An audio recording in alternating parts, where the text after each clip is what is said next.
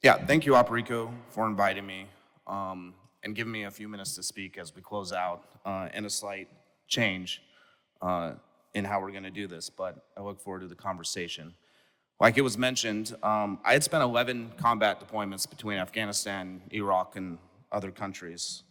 My life was full of survival, but I felt comfortable in these places. I knew what to do. I was trained. I went over, I did my job, and I came home. I felt like I had processed the war. Let's all go back to August of 2021. Civilians, military, veterans alike, when you watch people fall from planes in a country that you devoted 20 years for, it is a new kind of moral injury. I thought I had processed the war, but that's when I first learned about moral injury.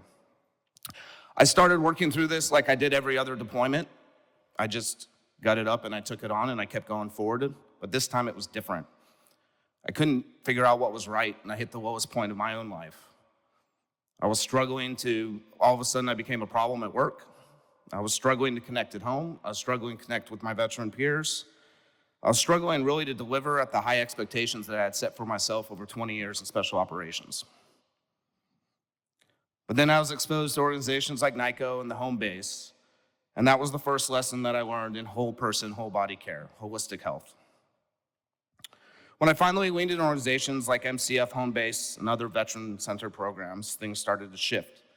Not because they handled me a single answer, but because they treated the whole person. Physical recovery, mental resilience, emotional health, and purpose. And that's when I started to get better. Travis offered me the opportunity to lead MCF, and has been one of the greatest honors of my life. Through my experience there, I get to represent thousands of veterans and dozens of organizations. I learned we are not just patients, we are leaders. We know how to build teams, we know how to solve problems. But here's where we're failing. We aren't always communicating that leadership where it matters. We're great at leading across, starting businesses, supporting each other, taking action at the local level, but we need to do a better job leading up, getting in the room with policymakers, ensuring our voices shape the systems meant to serve us.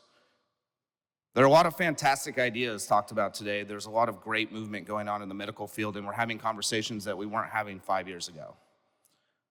That is the optimistic side of things.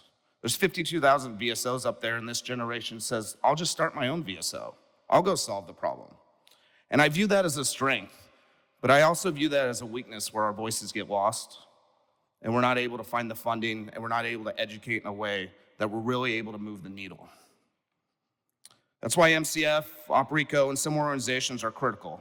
We aren't just offering support, we're educating policymakers, pushing for reforms, ensuring that veteran voices are not just heard, but acted upon. And this has to be in support and partnership with our medical professionals, our academic, and our researchers. The power of collaboration, which really is what MCF stands for. Let's come together, let's find where those Venn diagrams overlap, and let's get something done. To the medical professionals, you're on the front lines of healing, and I'm honored to be in the room with you today, and I can't wait to connect with many of you. The more you integrate the entire mental, physical, and social care, the more impact you have, and I thank you for your hard work. Together, we can build a bridge between healthcare and policy. The best solutions come when veterans, medical professionals, and lawmakers are aligned.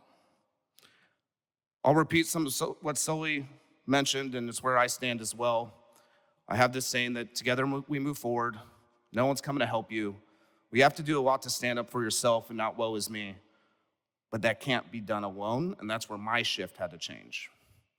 And that's with all the medical professionals and everyone else in this room.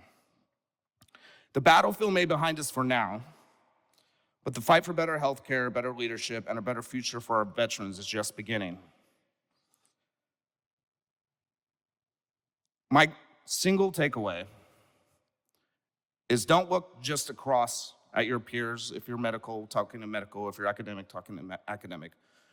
Look up and down and around and find partnerships where you don't traditionally find them. Find care where you don't normally seek it. And that is how we'll be able to move the needle. That's how the grassroots becomes a strong voice. And that is together how we move forward. Thank you.